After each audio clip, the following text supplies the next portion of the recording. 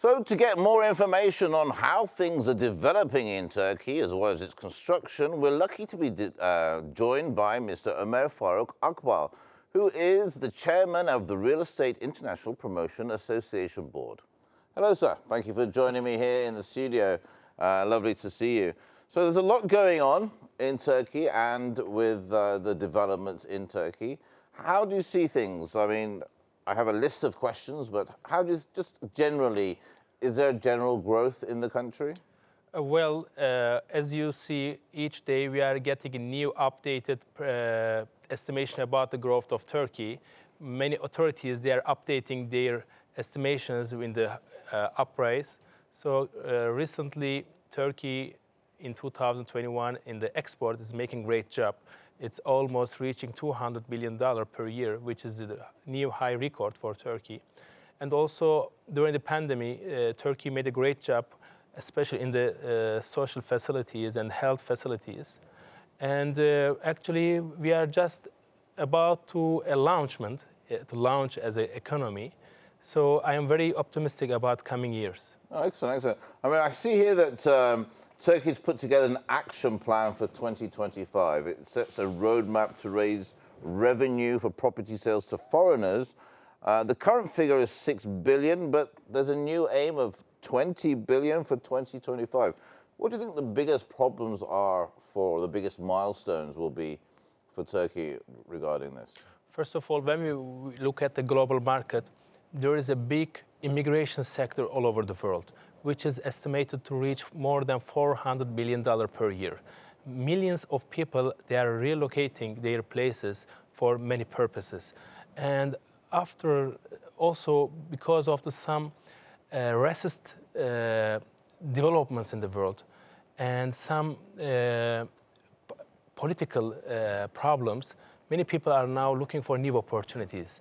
And after the pandemic crisis, many people came to know that even though they can continue work in the same work, but they can live in another country. Mm-hmm. So when you look at Turkey with the cultural position, historical values, and ease of living in this country, this lovely country, mm-hmm. and many people are now, they are targeting in Turkey, they are mm-hmm. focusing, and they want to move here. And in 2019, we made the highest record, which was 45,000 properties has been sold to overseas, wow. which is almost Is that in 1 year? Or? Yep, per year. And it's about $6 billion. But Turkey is more interested to attract more investors to Turkey. That's why, as the Real Estate International Promotion Association, we made a strategic action plan launchment mm-hmm. a couple of days ago. And with the current developments and with new developments added to this action plan, we see that Turkey is able to reach $20 billion per year to overseas market. $20 billion per year? Per year, yeah. Wow, okay. Yes, Turkey has this potential. Mm-hmm. Actually, when we look at the US, they are reaching more than $60 billion per year. United Kingdom is almost estimated about $40 billion. Mm-hmm. Turkey is now almost in the top 10 countries in the top destination for residency by investment. Right. But right now, we are targeting to be in top 5 in 2025 by attracting $20 billion per year. Yeah, that's impressive. I have my next question. On the point of effective marketing, where is Turkey at the moment in terms of foreign property sales, and what does the action plan set out to do in terms of targeting particular markets? I mean, is there a demographic that you aim for, or is it just the whole world? Yeah, it's a great question. First of all, when we look at our competitors, where they're attracting their investors from overseas, we see that some of these regions are core regions, and some of them are different than Turkey target geographies. Turkey now is attracting Iraqis, Iranians, and Russians, and some from Europe and some from US. And by the way, US investments are doubled almost when we compare with the previous year, which wow. is a very important information for the market. And also now the Chinese, they started to be interested in Turkish market. They are coming more than before. And Turkey is strong in GCC countries and the North Africa countries. But where we are weak, we are targeting where we are weak. We are trying to make stronger our current target countries, and plus with taking new actions to make stronger our new potential markets, which is China, Singapore, and Hong Kong. They are very promising countries, and they have a huge investment in the US and UK. Why not in Turkey? Turkey is providing more than anybody else. Yeah. So also we are planning to make more awareness activities in India, because India is one of the top investors in the world as well. Right, and with a population of over 1 billion, they need somewhere to live. It's a huge population, and so we are trying to create more awareness in these countries through our strategical action plan. We are going to make some campaigns with these countries. Also, we will arrange some roadshows, sales calls, and exhibitions in these countries with collaborating with related authorities, local authorities plus Turkish authorities as well, like Foreign Economic Relations Board, Independent Industrialists and Businessmen Association, Chamber of Commerce. So we are trying to consolidate all these authorities are related to our business, and we want to take all necessary actions to reach this target in these regions. Well, that's amazing. That's amazing. I mean, we talk about, you talked a little bit about Iran, Iraq, and the neighboring countries, because they're similar in culture, but I was surprised when you said America had doubled. This is really interesting, because not of the same culture, but obviously seen the country of Turkey as an investment. And of course, tourism plays a big role here. Turkey is a fantastic place to visit, not only just as an investment, but, as a whole. Okay, so in terms of citizens and visa, or citizenship, should I say, and visa regulations, various countries have different strategies to encourage property sales to foreigners. What needs to be done in the regard to encourage real estate sales to foreigners? I mean, what are the recommendations to outline, outlined in the plan? There are two top demanded programs in the world. One is CBI, Citizenship by Investment Programs. Which CBI? Yes. Citizenship by Investment Program. It is provided by some countries. And there is RBI, which is Residency by Investment. Okay. So Turkey is now very competitive in CBI, because when you look at the power of Turkish passport, and it's not only about the power of passport, it's also about the power of life. Sure. So when you compare Turkish CBI program, the quality of life with here. Some Caribbean programs, such as they have CBI as well, maybe their passport is strong in the when you compare, but do they have the same potential that Turkey have? Right. Does it have a young generation? Does it have 80 million population? Is it in the very strategic location, which is the west of the east and east of the west? Indeed, very nicely said. So Turkey is providing many huge opportunities for this kind of property buyers. And now in this 2021 action plan, 25 action plan, we highlight another point, which is RBI. Now, we are working on with related authorities to provide long-term visa programs, residency programs. What does that mean? Is that more than 1 year, or is that like... Currently, it is 1 year. Okay. When you buy a property in Turkey, you will be able to apply for 1 year residency by the authority.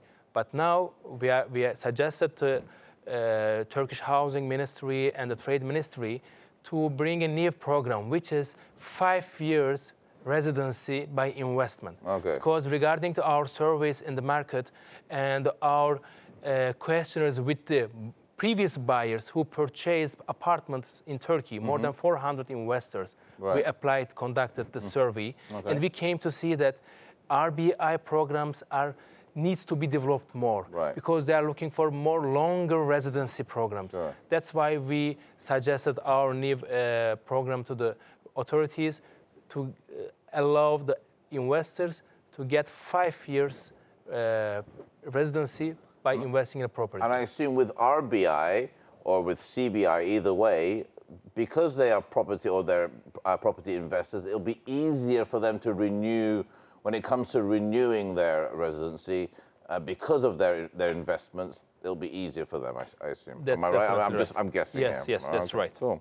Well, we know that you've requested the Environment and Urban Planning Ministry implement regulations related to licensing given to authorities that deal with property sales.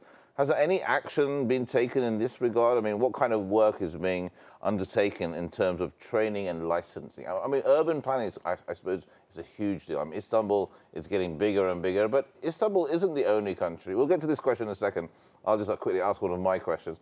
I mean, is Istanbul the main place in the world where investment is going on, or is it across the whole of Turkey? Istanbul is containing 40% of property investments in Turkey.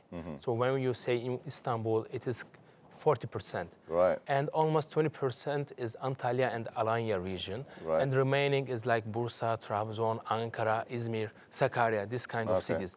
But when you are speaking about Istanbul, Istanbul itself, it's like a prince of a kingdom. Sure. So you cannot consider any development without not considering Turkey, Istanbul. So what we are going to do, we applied a new training program, education program, to train 5,000 international property advisories. Okay. In 5 years, yes, in 5 years. Okay. Because it is giving an advice to an international buyer, it needs some skills. And also it's about reputation of Turkey. So we made some agreements with the Istanbul University, and also with Ankara University to develop some programs to train this international advisories. And also right now, I will not give the name, but we are dealing with an international, very good name university to make an global. We won't tell anybody. You can tell us. No, okay. Well, I know it's secret. Let us sign the contract first. Sure. Sounds good. Okay. So the growth is good. Turkey is expanding. I like this idea of citizen by investment and residency by investment. Is there anything more you want to add to the whole situation? Well, I mean, maybe we can urban planning, and this is important. Well, maybe we can add a couple of words more. Why U.S. investments doubled this year compared with previous years? First of all, people, they explored that they can live in a distance to their work. Sure. After pandemic, we learned a lot of things for the work, and many our current, we changed our usage. Sure. So I know many people who are still working in UK, and they moved to Turkey. Even they didn't inform their environment that they moved, and they're still sustaining their life. And an important thing to say here is, and I know this because we cover the news here, ANews all the time, but a lot of money, the government, President Recep Tayyip Erdogan has put a lot of money in infrastructure, especially telecommunications.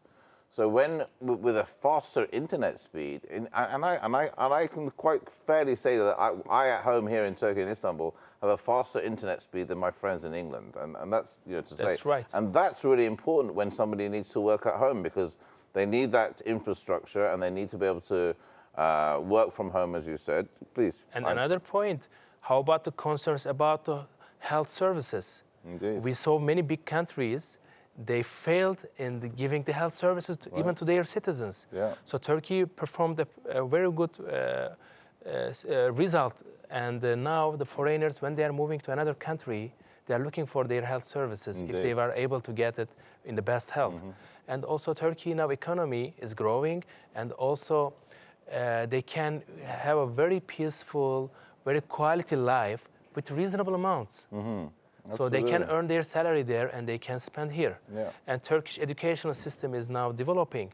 And there are many people, it's not about the general culture, also how about Islamophobia? There are lots of things to say about it. Exactly. Many people, they are suffering from this racist Islamophobia perception of the Westerns.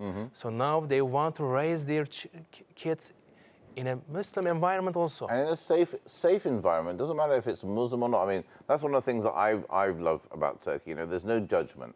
And President Erdogan has said the same. He said, I don't mind. Who are you? What do you support? I don't know. What religion you are. And he even came out and said, I remember it was around Christmas time, if you're a Christian, then, you should have Christmas Day off. Why? Because thousands of years we have this culture. Exactly. Many different being together. Multicultural people, they lived in the same environment in this Istanbul and all over the Turkey. So Turkey still have this culture and people are very hospitable. Exactly. So all these developments, and with the authorities, they will take some actions, and we will be, as GIGDER, we will be providing lots of reports, and we will prepare many opinions to how to develop this environment more to make the ease of doing business in Turkey. 2 years ago, Turkey was in the 16th in the list for the ease of doing business index. Right now, Turkey is 33rd in the list. From the 60th to the 33rd. In just 2 years. In 2 years. Just 2 years. And now, in 5 years, we are targeting to be in top 10, which is quite possible. So these are the points that I wanted to highlight in this program. And thank you for giving this chance to me. Absolutely. And we're very thrilled that you joined us here, Mr. Ömer. I call you Ömer. Ömer Bey, as we say in Turkish. Thank you very much for joining me here on ANews. It's a pleasure to meet you. And it's interesting to see how businesses in Turkey and how growth is continuing. And more importantly, how everything, as we need to know, is to be to work together and to build a better life for us all. Thank you for joining me, sir. It's my pleasure. Thank you for giving this chance.